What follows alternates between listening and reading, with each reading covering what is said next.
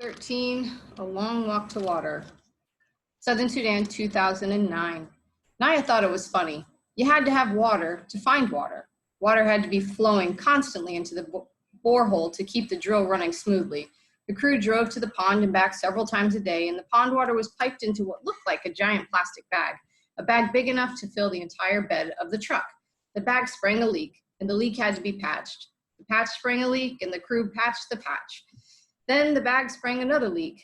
The drilling could not go on. The drilling crew was discouraged by the leaks. They wanted to stop working, but their boss kept them going. All the workers wore the same blue coveralls. Still, Naya could tell who was the boss. He was the one of two men who had first come to the village.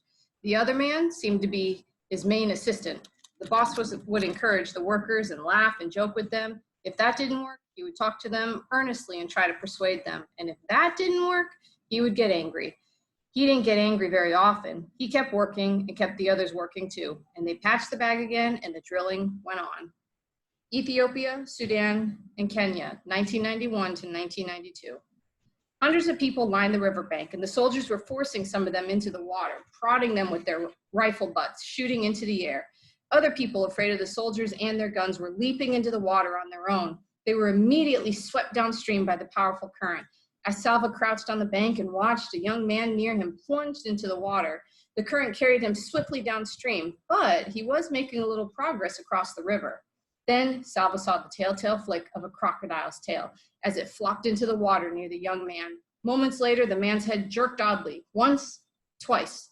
His mouth was open. Perhaps he was screaming, but Salva could not hear him over the din of the crowd and the rain.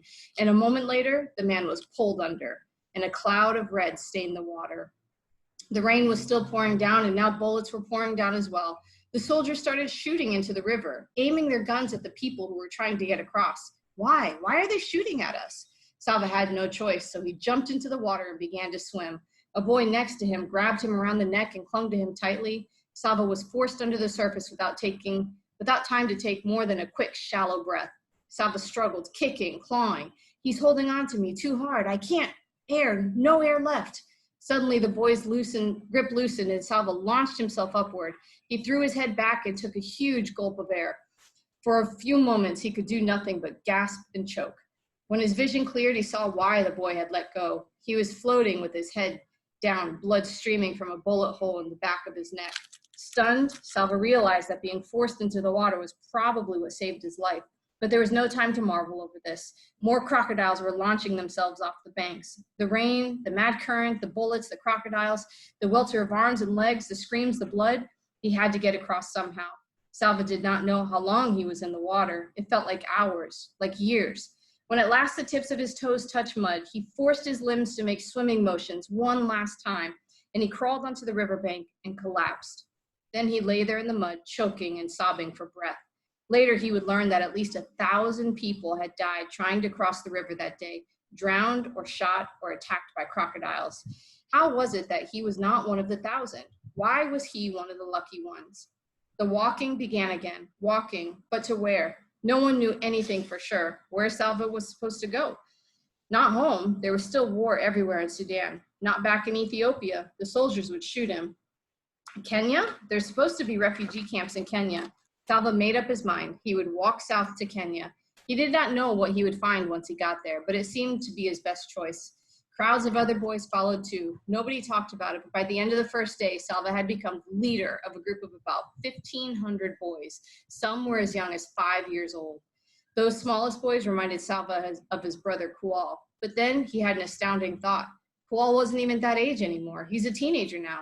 Salva found that he could only think of his brothers and sisters as they were when he had last seen them, not as they would be now.